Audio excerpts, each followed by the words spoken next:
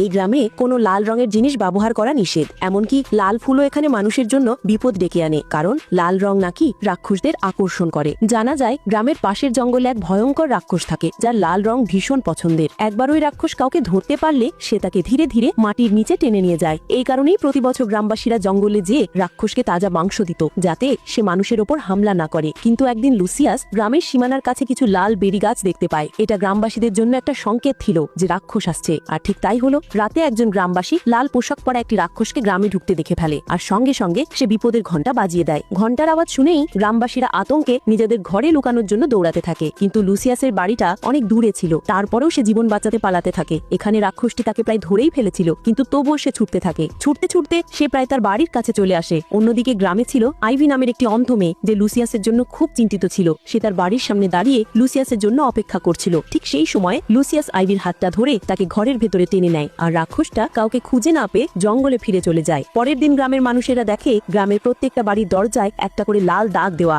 এর মানে ছিল রাক্ষসটা আবার ফিরে আসবে।